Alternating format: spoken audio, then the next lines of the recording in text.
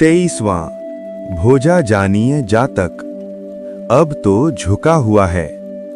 ये कहानी भगवान बुद्ध ने जेत वन में उस भिक्षु के लिए सुनाई जो धैर्य और दृढ़ता छोड़ चुका था। तब भगवान ने उस भिक्षु से कहा, हे भिक्षुओं, पूर्व काल में भी ज्ञानी और पुण्यशील लोग शत्रुता और विपरीत परिस्थितियों में भी दृढ़ रहते थे, और जब उन्हें चोट पहुंचती तब भी वे हार नहीं मानते थे। और फिर उन्होंने इस कहानी का वर्णन किया। एक समय की बात है जब ब्रह्मदत्त बनारस पर राज्य कर रहे थे। तब बोधिसत्व का जन्म हुआ एक शुद्ध नस्ल के सिंध घोड़े के रूप में। उन्हें राजा का मुख्य युद्ध घोड़ा बनाया गया और उन्हें सभी वैभव और ऐश्वर्य से घेरा गया। उनको खिलाया जाता था विशेष 3 वर्षीय चावल, जो हमेशा 100,000 सिक्कों के मूल्य के सुनहरे पात्र में परोसा जाता। उनके अस्तबल की जमीन चारों प्रकार के सुगंधित तेलों और फूलों से महकाई जाती। अस्तबल के चारों ओर लाल रंग के पर्दे टंगे थे और ऊपर सोने के तारों से जड़ा हुआ छत्र था। दीवारों पर सुगंधित फूलों की माला और हार सजाए गए थे, और वहां सदा एक दीपक जलता रहता जिसमें सुगंधित तेल भरा होता। अब चारों ओर के सभी राजाओं ने बनारस के राज्य पर नजर डाली थी। एक बार 7 राजाओं ने बनारस की घेराबंदी की और राजा से संदेश भेजा, या तो अपना राज्य हमें सौंप दो या फिर युद्ध करो। राजा ने अपने सलाहकारों और मंत्रियों से पूछा, मुझे क्या करना चाहिए? उन मंत्रियों ने कहा, महाराज, आपको स्वयं पहले युद्ध के लिए नहीं निकलना चाहिए। पहले किसी विशेष योद्धा को भेजो जो उनसे लड़े, और यदि वो असफल हो जाता है तब हम निर्णय करेंगे कि आगे क्या किया जाए। तब राजा ने उस योद्धा को बुलाया और कहा, हे प्रिय योद्धा, क्या तुम 7 राजाओं से लड़ सकते हो? योद्धा ने उत्तर दिया, मुझे केवल आपका ये श्रेष्ठ युद्ध घोड़ा दे दीजिए, और फिर मैं केवल 7 नहीं, भारत के सभी राजाओं से लड़ सकता हूँ। राजा ने कहा, प्रिय योद्धा, लो मेरा ये युद्ध घोड़ा या कोई अन्य घोड़ा जो तुम चाहो, और जाओ युद्ध करो। योद्धा ने कहा, बहुत अच्छा मेरे प्रभु, और धनुष लेकर वो महल के ऊपरी कक्षों से नीचे उतरा। फिर उस श्रेष्ठ युद्ध घोड़े को बाहर लाया गया, जिसे दुरास्त्र से ढक लिया गया, और योद्धा ने भी सिर से पैर तक कवच धारण किया। अपना तलवार बांधा और घोड़े पर सवार होकर शहर के द्वार से बाहर निकला।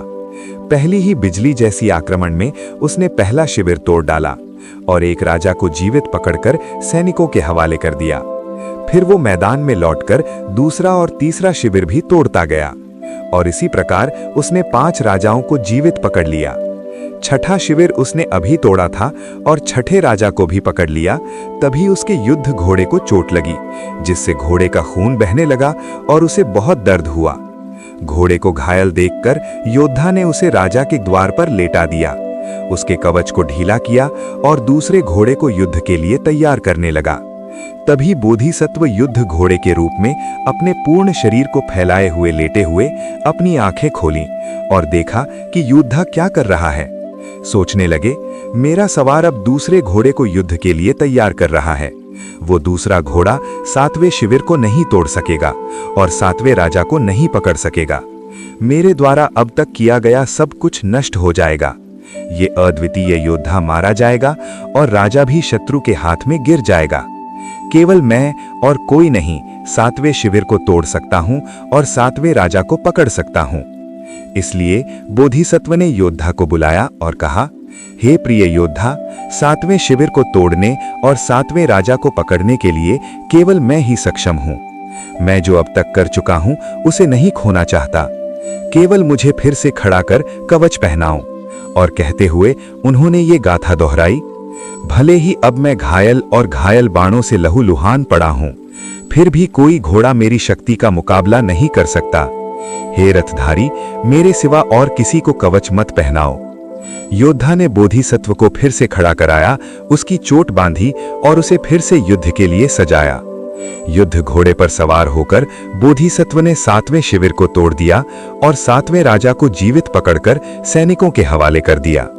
सैनिकों ने बोधिसत्व को भी राजा के द्वार तक पहुंचाया और राजा बाहर आया ताकि उसे देख सके। तब बोधिसत्व ने राजा से कहा, महान राजा, इन 7 राजाओं को मत मारो, इन्हें शपथ बांधकर छोड़ दो। योद्धा को वो सभी सम्मान दो जो हम दोनों के लिए उचित है, क्योंकि ऐसा नहीं होना चाहिए कि जिसने आपको 7 जीवित राजा प्रस्तुत किए वो योद्धा नीचा दिखाया जाए। और आप स्वयं धर्मपूर्वक शासन करें, धर्म पालन करें और परोपकार में लगे रहें। जब बोधिसत्व ने राजा को इस प्रकार उपदेश दिया तो उन्होंने उसका कवच हटाया, लेकिन जब इसे धीरे धीरे हटाया जा रहा था तभी बोधिसत्व निधन हो गया। राजा ने बोधिसत्व के शरीर का सभी सम्मान के साथ अंतिम संस्कार किया और योद्धा को महान सम्मान प्रदान किया। 7 राजाओं को उनकी शपथ लेने के बाद घर भेजा गया कि वे अब कभी युद्ध न करें, और राजा ने धर्म और न्यायपूर्वक राज्य किया और अपने जीवन के अंत में अपने कर्मों के अनुसार पुनर्जन्म प्राप्त किया। तब बुद्ध ने कहा, देखो भिक्षुओं, पुराने समय में ज्ञानी और साधु लोग शत्रुतापूर्ण परिस्थितियों में भी और भयंकर चोटें लगने के बावजूद भी हार नहीं मानते थे, जबकि आप, जिन्होंने धर्म की रक्षा के लिए स्वयं को समर्पित किया, इतनी जल्दी धैर्य क्यों छोड़ देते हैं। इसके बाद उन्होंने चतुर्थ सत्य का उपदेश दिया, जिसके अंत में संकुचित हृदय वाले भिक्षु ने अरहत्व प्राप्त किया।